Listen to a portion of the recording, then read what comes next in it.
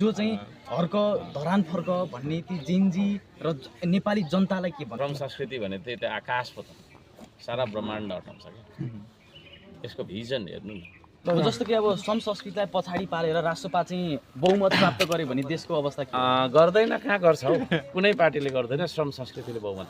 नमस्कार, म सन्तोष शाहशङ्कर। यतिखेर हामीसँग हुनुहुन्छ सर्वपरिचित व्यक्ति। उहाँको परिचय धेरै छ। उहाँ धरान उपमहानगरपालिकाको मेयर हुनुहुन्छ। भर्खरै मात्र उहाँले आफ्नै पार्टी दर्ता गर्नुभएको छ। श्रम संस्कृति पार्टीको केन्द्रीय अध्यक्ष पनि हुनुहुन्छ। पछिल्लो समय उहाँलाई श्रमको प्रियताको उपनाम पनि दिइरहेको अवस्था त्यही जनताले छ। सर, यहाँलाई स्वागत गर्न चाहन्छु युथ ब्रेन न्युजमा। हुन्छ, धन्यवाद। यो समसामयिक विषयमै प्रश्न गरौँ न तपाईँलाई। अब तपाईँ जिन्जीको आन्दोलन पछाडि सरकार ढलेर यहाँले पनि म प्रधानमन्त्री बन्छु देशको, यो परिस्थितिमा पनि म देशलाई अँगाल्छु भनेर प्रधानमन्त्रीको दाबी गर्दै जानुभयो। अनि धेरैले चाहिँ बिल्ला गरे, हर्क धरान फर्क 84 पर्ख भन्दै धेरैले बिल्ला गरे। तर आज जुन आमा सुशीला कार्कीले जिन्जीलाई नाङ्गो नाच देखाइदिनु भयो नि, तपाईँलाई पछि हिजो चाहिँ हर्क धरान फर्क भन्ने ती जेन्जी र नेपाली जनतालाई के भन्न चाहनुहुन्छ?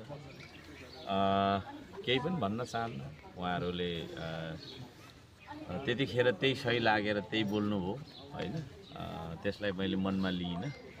कसले मलाई के भन्छ भन्ने बारे म त्यति वास्ता पनि गर्दिनँ। म के गर्छु होइन, मेरो सोचाइ के हो, म के बोल्छु र त्यो बोलीअनुसारको मैले के गर्छु भन्ने कुरामा म फोकस रहने मान्छे। त्यसो भएको कारणले त्यसो भएको कारणले मैले कसले मलाई के भन्यो, खिसी गर्यो कि होइन, तपाईँको चाहिँ प्रशंसा गर्यो कि गाली गर्यो कि है, आशिष दियो कि भन्ने बारेमा खास त्यस्तो धेरै फोकस पनि म गरिरहन्न। र यतिखेर उहाँहरूले मैले त्यतिखेर भनेको अहिले बुझ्दै हुनुहुन्छ। अब मैले अहिले भनेको फेरि अब अलि धेरै पछि बुझ्नुहुन्छ। त्यसले गर्दाखेरि अब मैले भनेको कुरा सरदर मैले अहिलेसम्म यसो अनुभव गर्दाखेरि मैले भनेको कुराहरू मान्छेले तत्काल अहिले कन्करेन्टली भन्छ नि, कन्करेन्टली चाहिँ बुझ्दैन। त्यतिखेर उहाँहरूले अलिकति त्यस्तै भयो। सुशीला पाउनु होला, तपाईँ आफैले भन्नुभयो नाङ्गा नाच भन्नुभयो, के हो त्यो चाहिँ तपाईँले नै सुशीला कार्की आमाले उहाँले चाहिँ जुन विश्वास गरेर नेपाल सरकारको जिम्मा उहाँलाई दिया थियो, प्रत्यक्ष निर्वाचित कार्यकारी, उहाँले लगभग जेन्जी आन्दोलन जुन माग राखेर गरिएको थियो उहाँले 1% पनि आज पुरा गर्न सक्नु भएको छैन।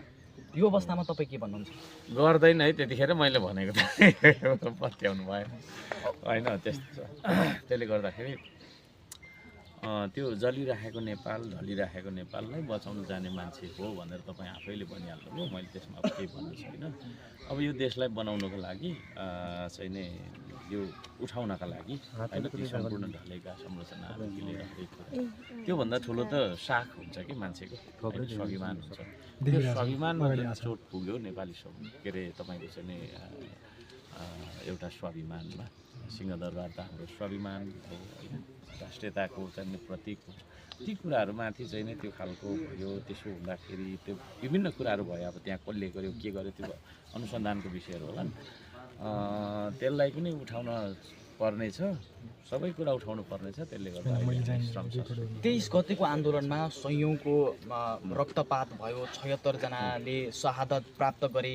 त्यो छोटोमा जानुपर्छ होला है। अब त्यो बलिदानलाई एउटा पूर्ति गर्नका लागि अब तपाईँले नै एउटा हर्क साम्पाङले नै आह्वान गर्नुपर्ने हो कि देशभरिको जनतालाई अब तत्काल यो प्रधानमन्त्री सुशीला कार्कीलाई बर्खास्त गरेर म सम्हाल्छु भनेर आह्वान पो गर्नुपर्ने हो? होइन, त्यस्तो म गर्दिनँ। चुनावमा हामी जान्छौँ, चुनावी तयारी छ।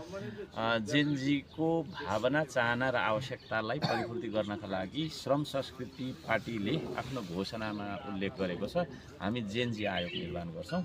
र जेन्जी आयोग निर्माण गरेर यो देशका युवा पुस्ताले भन्न खोजेको कुरा के रहेछ होइन, उहाँहरूको भिजनमा होइन, यो देशलाई कसरी हिँडाउनु पर्ने रहेछ भन्ने खालका खुराकहरूदेखि लिएर जेनजीको मनोभावनालाई समेट्ने एजेन्डा हामीले अगाडि सारेका छौँ, जुन एजेन्डा अरू दलहरूको छैन। पछि अब कपी गरेर हामी पछाडि गर्छन् भन्ने फाल्टो कुरा हो होइन।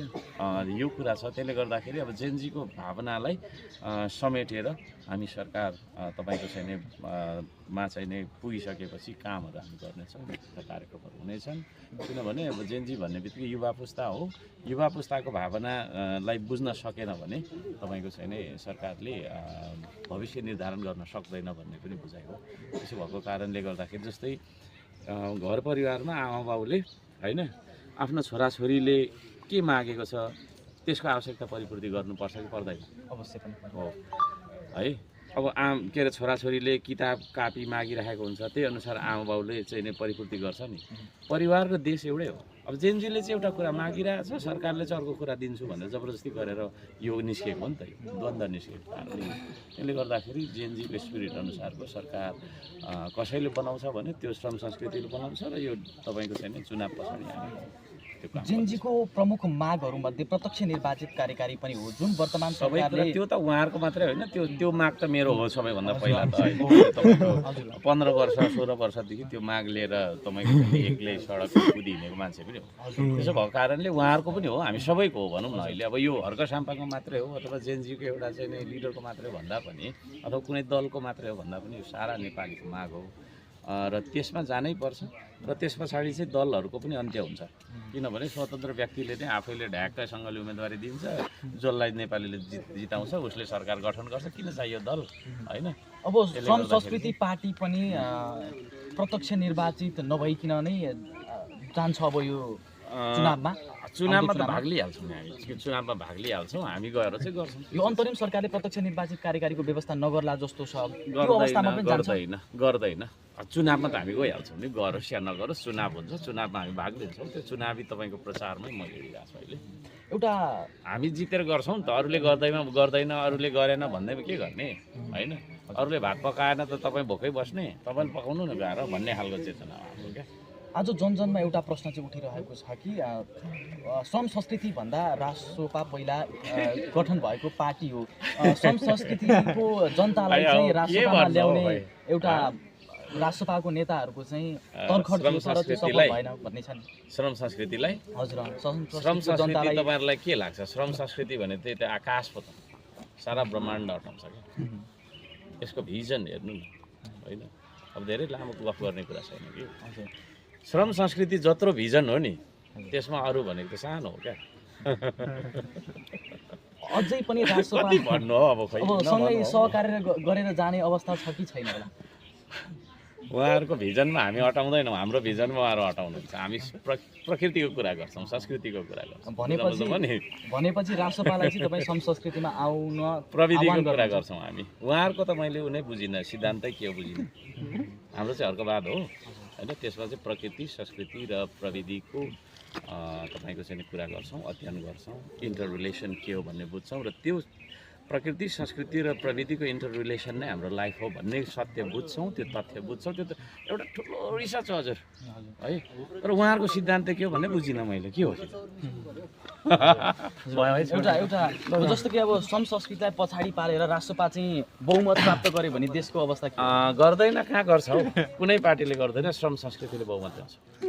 अब देशभर कमिटी गठनमा कतिको सफलता एकदम मैले मान्छे खोज्नै पर्दैन, उहाँहरू आफै म गर्छु है भनेर आइरहेको छ। हजुर, अब तपाईँले अगाडि पनि भन्नुभयो मेरो भनाइ मेरो बात चाहिँ अलिक पछाडि बुझ्ने रहेछ जनताले भनेर भन्नुभयो। यो पटक पनि अलिकति पछाडि बुझिदिनु भयो भने के हुन्छ? मेरो कुरै पछाडि बुझ्छन् कि अब चाहिँ अग्रगामी बुझाइ गर्नुपर्छ।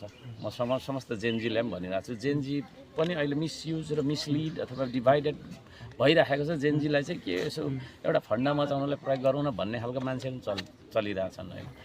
र त्यसले गर्दा झगडा गराउँछन् जेनजीलाई। तर हामी चाहिँ जेनजीलाई निर्माणमा जोड्छौँ, आविष्कारमा जोड्छौँ होइन। खेलकुददेखि लिएर जे छ आफ्नो पर्सनल डेभलपमेन्टमा होइन। ढुङ्गाइ मात्रै खालि हर्क साम्बाङले बोकाउने रहेछ जेनजीलाई भनेर चाहिँ मान्छेले त्यो होइन होइन। तर एउटा बेसिक तर्क चाहिँ त्यो हो कि किनभने ढुङ्गा बोक्नु भनेको चाहिँ एउटा हार्डवर्क गर्नु। हार्डवर्क के को लागि गर्ने? देशको लागि गर्ने। अनि देशको लागि हार्डवर्क नगर्ने भने त हामी के देशवासी भन्न तपाईँको लायक मान्छे त हुँदैन।